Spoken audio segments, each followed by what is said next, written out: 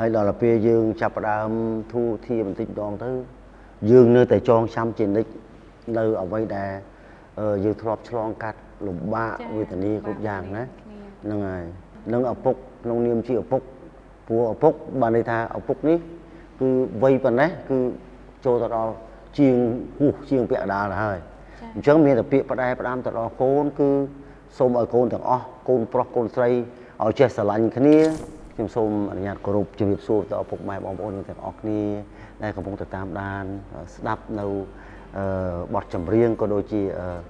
ការសម្ភាសរបស់ក្មួយស្រីការប្រវត្តិជីវប្រវត្តិរបស់ខ្ញុំការចូលជាប្រឡូកជាសិល្បករតាំងពីឆ្នាំ1979ម្លេះប៉ុន្តែដល់ឡែកពី79នោះយើងអត់មានសម្ភារៈអីទេធំដូចជាភ្លេងអកេសអីធំអត់មានទេយើងមានតែហ្គីតាសាំធម្មតាអញ្ចឹងណាហើយយើងបំពេញទៅតាមភូមិឃុំស្រុក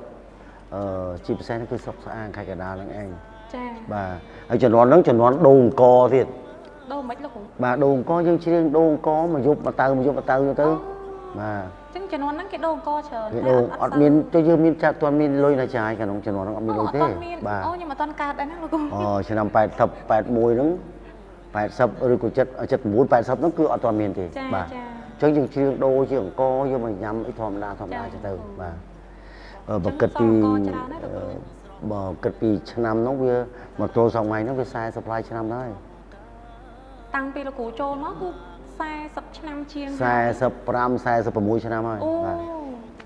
ច្រើនខ្លាំងយូរលោកគ្រូបទពិសោធន៍ច្រើនបាទចាសម្រាប់លោកគ្រូដែលធ្លាប់គិតអត់ថាបទចម្រៀងរបស់លោកគ្រូគឺជាអនុស្សាវរីយ៍របស់មនុស្សច្រើនអ្នកហើយនឹងនៅតែស្ថិតនៅក្នុងចិត្តរបស់ប្រជាពលរដ្ឋខ្មែរយើងលោកគ្រូដែលគិតអត់បាទគិតថាកន្លងមកខ្ញុំអត់បានគិតចឹងទេយើងគិតថាជារឿងធម្មតាប៉ុន្តែការតស៊ូរបស់ខ្ញុំនេះវាស្វិតស្វាញណាស់ឆ្លងកាត់ឧបសគ្គគ្រប់យ៉ាងចា៎ទម្រាំបានដល់សប្តាហ៍ថ្ងៃនេះគឺក៏អរគុណទៅដល់ពុកម៉ែបងប្អូនដែលគាំទ្រនៅវិស័យសិល្បៈឬក៏សម្លេងរបស់ខ្ញុំបាទតាំងពីដើមរហូតដល់មកពេលនេះអញ្ចឹងក៏អត់មានអីក្រៅពីអរគុណទៅដល់ពុកម៉ែបងប្អូនទាំងដែរទេថាការដឹកស្មានគឺមិនដល់តែមកដល់បច្ចុប្បន្ននេះនឹកសម្លេងរបស់យើងកាន់តែមានការគាំទ្រច្រើនចា៎បាទគេចាក់ច្រើនណាស់បាទពីក្មេងមិនសូវប្រហែលទេដល់មកវ័យ40ផ្លាយចាប់ពី38 39 40ចាប់ផ្ដើមបងប្អូនគាំទ្រច្រើនចា៎មិនថាបងប្អូនប្រជាពលរដ្ឋនៅក្នុងស្រុកទេនៅក្រៅស្រុកក៏ដូចជានេះដែរបាទគាត់គាំទ្រនៅសម្លេងរបស់យើងចា៎លោកគ្រូជាពិសេសគឺមួយរយៈនេះខ្ញុំឃើញបទលោកគ្រូផ្ទុះច្រើនមែនតើមកឡើងមកវិញសុទ្ធសឹងតែជាបទដែលលោកគ្រូគាត់ធ្លាប់ច្រៀងពីមុនមកយូរហើយបាទចាដូចបទខ្មៅអើយខ្មៅមកជាស្រីខ្មែរនេះគឺជិត20ឆ្នាំហើយជិត20ឆ្នាំបាទជិត20ឆ្នាំចាលោកគ្រូឃើញបងប្អូនគាត់យកទៅរីមិចដល់ពេលអញ្ចឹងទៅគាត់ចាក់មកបរោះកាន់តែបរោះបទហ្នឹងវាគេមានគេ cover មាន AI ទៅជាចង្វាក់នោះទៅញាប់វិញណាចាលោកគ្រូមុនដំបូងខ្ញុំថាតែចំហេតុអីក៏ទៅយកទាញចង្វាក់ឲ្យឡើងញាប់សេះអញ្ចឹងប៉ុន្តែដល់ពេលគេសួរគេថានឹង AI ទេ AI ចាលោកបាទតែច្បាស់លេងល្អមែនទែនហ្មងចាលោកគ្រូមកបែបទៀតទៅលោកគ្រូបែបទៀតទៅអាហ្នឹងហើយបានចាប់ដើមល្បីដោយសារបងប្អូនមើលចម្រៀង AI ហ្នឹងបាទអូប៉ុន្តែបានលោកក្រោយមកបានសិស្សបងប្អូនក្មួយអីគេយកមក cover ថ្មីទេទៅតែបើសម្រាប់ខ្ញុំគឺលោកគ្រូល្បីនៅក្នុងចិត្តខ្ញុំយូរហើយនិយាយទៅតាំងពីក្នុងចិត្តរបស់ប៉ាខ្ញុំម៉ែប៉ាហើយម៉ាក់គាត់ស្ដាប់តាំងពីមុនគេបង្អស់តាំងខ្ញុំមិនទាន់មានខ្ញុំលោកគ្រូដល់ពេលចាប់ផ្ដើមមានខ្ញុំមកប៉ាម៉ាក់គាត់ចាក់រហូតដល់ពេលអញ្ចឹងទៅមែនតើលោកគ្រូក៏ជាមួយជ្រុងនៃការដែលធ្វើឲ្យខ្ញុំមកដល់សប្តាហ៍ថ្ងៃហ្នឹងដែរដោយសារតែប៉ាម៉ាក់គាត់ចូលចិត្តស្ដាប់ចម្រៀងរបស់លោកគ្រូគាត់ចាក់រាល់ថ្ងៃអញ្ចឹងទៅយើងកូនក្មេងចេះតែលឺចាស់អញ្ចឹងទៅចេះច្រៀងតាមអញ្ចឹងណាអរគុណចាហើយក៏អរគុណលោកគ្រូដែរលោកគ្រូក៏មានចំណែកនៅក្នុងហ្នឹងដែលនាងខ្ញុំបានមកដល់ឥឡូវហ្នឹងបាទសំណួរទី3ចង់សួរលោកគ្រូតើអ្វីដែលជាបញ្ហាប្រឈមធំបំផុតនៅក្នុងអាជីពសិល្បៈតន្ត្រីរបស់លោកគ្រូហើយនឹងមួយទៀតគឺពេលវេលាមួយណាដែលពិបាកខ្លាំងសម្រាប់លោកគ្រូដកក្នុងចិត្តលោកគ្រូ តាំងពីដើមរហូតមកដល់ទល់ថ្ងៃនេះក្នុងការប្រឈមបំផុតគឺច្រៀងនៅតាមជនបទឬក៏តាមនៅទីក្រុងភ្នំពេញវាបញ្ហានេះវាអាស្រ័យនៅលើមួយភាពដែលប្រកាន់ភ្ជាប់នៅអត្តចរិតល្អមើលទេមិនខ្ជះខ្ជាយពេលវេលាមិនយកពេលវេលាមកយកមកទាត់ខ្យល់ចោលអញ្ចឹងគឺការតស៊ូហ្នឹងគឺវាធ្វើឲ្យភាពល្បីល្បាញហ្នឹងគឺកាត់កាន់តែខ្លាំងដោយសារអីដោយសារយើងមិនយកពេលវេលាដែលខ្ជះខ្ជាយយកទៅធ្វើអ្វីដែលអត់ប្រយោជន៍ចាលោកគ្រូនេះហើយប៉ុន្តែក៏មានភាពលំបាកខ្លះដែរលំបាកយ៉ាងម៉េចទីហោថាយើងដឹងស្រាប់ហើយថាអ្នកចម្រៀងតន្ត្រីករតាមរដូវចាណារដូវវាចាប់ពីខែ9ចាប់ពីខែ9ខែ10ខែ11ខែ12ខែ1ខែ2ខែ3ខែ4ខែ5និងខែ6ចាអាហ្នឹងជារដូវរបស់ក្រុមតន្ត្រីចាហ្នឹងហើយខែ9ខែ10ហ្នឹងគឺវាមានជុំបិណ្ឌណាចាមានកឋិនទានហើយមានចូលដល់ខែ11ក៏អីខែកដឹកអីមានមុនអ៊ំទូកអ៊ំអីចឹងអកបុកអីទៅអាហ្នឹងគឺពេលវេលារបស់ក្រុមតន្ត្រីនិងសិល្បៈអ្នកចម្រៀងចាចាលោកគ្រូតែយើងតិចណាស់ដែលជាពិសេសនៅក្នុងរដូវវស្សាទេដែលពិបាកចាប្រឈមជាមួយសិល្បៈអញ្ចឹងណាសិល្បៈដែលប្រឈមហ្នឹងគឺខែដែលរដូវទឹកឡើងចាខែភ្លៀងចាព្រោះភ្លៀងជួនកាលពេលខ្លះទៅគ្នាអត់ហ៊ានការអត់ហ៊ានអីចឹងទៅអញ្ចឹងវាប្រឈមនៅថវិកាមួយចំនួនដែលมันអាចទ្រទ្រង់ជីវភាពបានអញ្ចឹងចាអញ្ចឹងអ្នកចម្រៀងអញ្ចឹងឯងលោកគ្រូមានពីររដូវមានរដូវប្រាំងរដូវវស្សាររដូវវស្សារទិញជីវិតបានទេភ្លៀងមករងលើហើយអញ្ចឹងពាក្យច្រើនគឺគេធ្វើដោយលោកគ្រូនិយាយចឹងតាំងពីខែ9 10 11 12ឡើងមកខែ9ខែ10ខែ11ខែ12បើឥឡូវអត់ទេសម័យនេះខែណាក៏គេទៅបានដែរពីព្រោះសំខាន់គឺតាមភោជនីយដ្ឋានចាលោកគ្រូតាមភោជនីយដ្ឋានធំអញ្ចឹងណាដូចជាកោះពេជ្រដូចជា Premier ដូចជា OIC អញ្ចឹងទៅធំគេអាចការក្នុងខែ6ខែ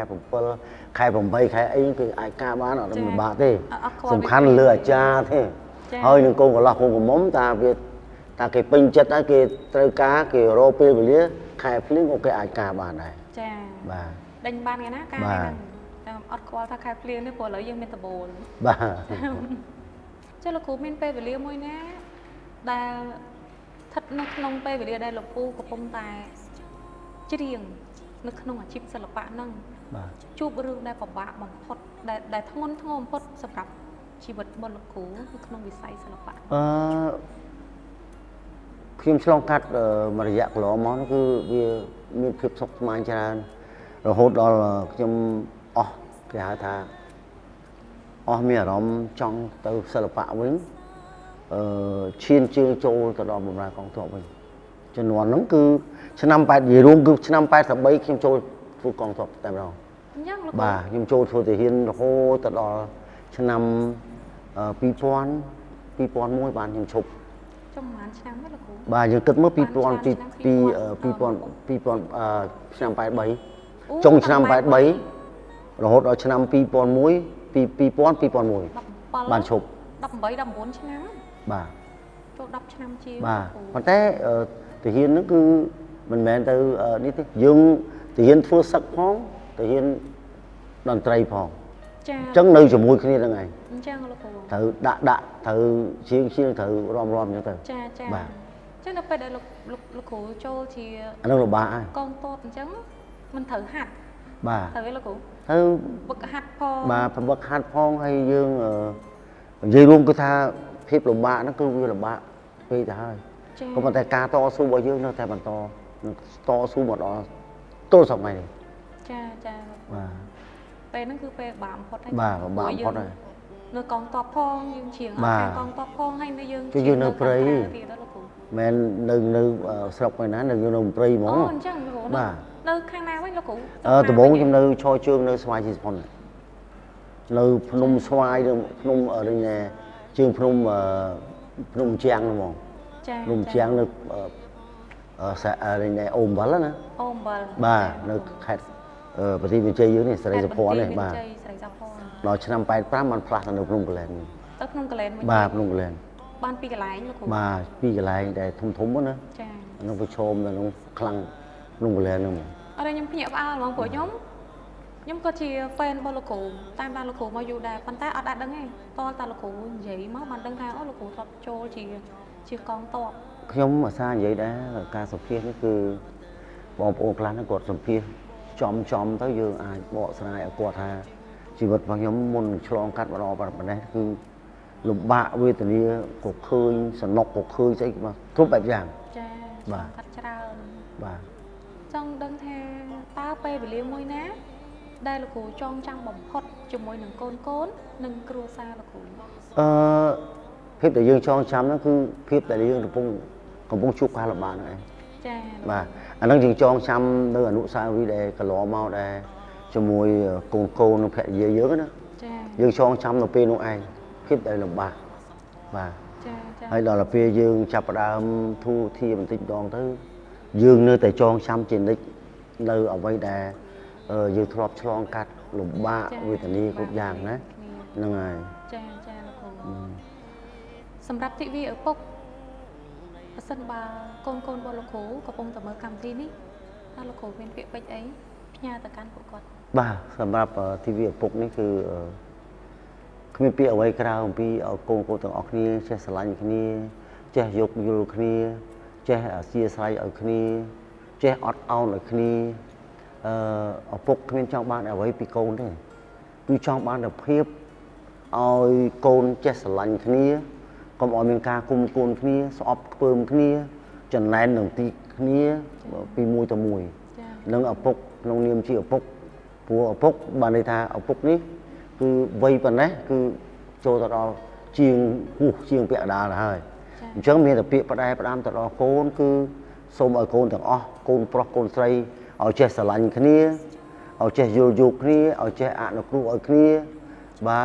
เอาเจยืนรุ่งก็ท่าเอาเจวิ่งทะลุตะเกียบบ่าสามกีคนนี้แต่ใบเอาไว้ครูซามีหมกมอดมีครูซารงเรื่องบ้าสำหรับครูซาบ้านี่คือทั้งไงบนพกวะบ่าลูกกูมีดับเบิลมีอีกละจ้องตาดำตะการสลับกอสลับการนี้หรือก็นี่ขี้ยงลูกกูขอบคุณนะเพียงก่อนนะประดามตอนโอนมูลขโมยได้ชื่อสลับกอสลับการนี้ต่างอ้อมูลอย่างน่าเอาเช่คือทาพิบเอาหนุ่มตูนพิบสกัวจ่าตุ้มกรุบจ่าสลันเขาเองคือทาคอมชี้ยืมถ้วยอย่างน่าปีออดปีเสิร์ชบองเต้ามีแต่เสิร์ฟปะโอนจำนวนเราดำไปกาปีเนี่ยเลือกสตูดิโอวัปทอชีตระบอกเยิงเอาการแต่โรงเรืองตามจำนวนระโหดจีเรียงระโหดว่าออดปีโอติฮอตาออดปีขยมเต้าจังคือมีเสิร์ฟปะโอนนั่นเชิงทาจงกล่าวนี้คือสมเอาปะโอนต่างออกนี้เจ้ใหญ่รวมก็ทาเจ้โยกนี่เจ้อบรมนี่เจ้สลันนี่เนี่ยให้คอมถ้วยนะฮัดพุทถ้วยอย่างนะเอาสำเร็จระบอกเยอะเนี่ยการแต่ล้อสำหรับปะโอนอยู่ร้อนก่อนเอาคนละครูเอาคนละครูด้วยนี่แต่ละครูมีกลุ่มโรงหรือก็มีสกรรมเพียบหรือก็บัดทำไมไอ้นะได้ละครูก็ท่าหนองจนชับนั่งชุดแล้วแต่ในกระจนในกระปงแต่ตามด้านละครูบ่ามาระยะนี่คือมีบอดสมุยสอบโอนสมุยขโมยชราจีพีเซคือกรรมวิธีนี้บานปลกบานเชียงตัวสมุยบานขโมยใส่ตัวบอดฉลองฉลอยบอดมโนเจตนาทั่วอ้อยบองโอนไปเชี่ยวปลอดบอดเยืองจองดังจองคืนจังคือสังคมทาทั้งไงขังมุกหนึ่งมีกรรมวิธีบรรทอเตียดให้หนึ่งมีบอดล้อสำหรับใจจูนตลอดปกไม้บองโอนตู้สนิทชนได้ก็เทศนาโจชัดนึงกรรมวิธีนี้บ่าจ้าจังบองโอนก็เพลย์ตามด้านละโขยบันจานโขยละโขมีสกรรมเทศไม่โดยเฉพาะจมูกทำไมจมูกนั่ง បងប្អូន បងប្អូន ចាបងប្អូនលោកគ្រូប៉ុន្តែប្រហែលជាបងខ្ញុំហ្នឹងមើលទៅ បាទអត់ទេបាទមានបងខ្លះមានបងខ្លះ ចាលោកគ្រូអរគុណច្រើន អរគុណបាទអរគុណច្រើន លោកគ្រូជាចុងក្រោយមានពាក្យពេចន៍អីចង់ផ្ដាំឬក៏អរគុណ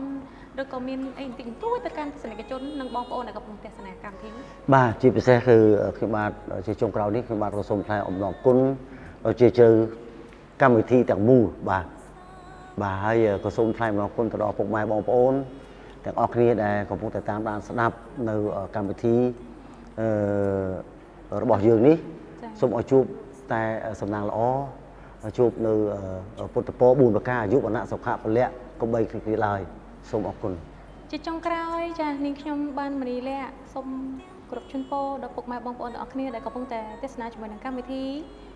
Acoustic Lounge នាំមកជូនដោយ Cambodia Live ជូនពរពុកម៉ែបងប្អូនមានសុខភាពល្អសំណាងល្អជោគជ័យគ្រប់ការងារទាំងអស់ហើយជូនពរដល់លោកគ្រូផងដែរលោកគ្រូមានអាយុយឺនយូរសុខភាពល្អ សាធុ ជោគជ័យគ្រប់ការងារហើយក៏សូមផ្ញើភាពសប្បាយរីករាយទាំងអស់នេះជូនដល់បងៗវរៈកងទ័ពជួរមុខដែលនៅតាមបន្ទាត់ព្រំដែនទាំងអស់នឹងជូនពរឲ្យបងៗមានសុខភាពល្អឈ្នះអស់ខ្មាំងសត្រូវអរគុណច្រើនជម្រាបលាបងប្អូនទាំងអស់គ្នា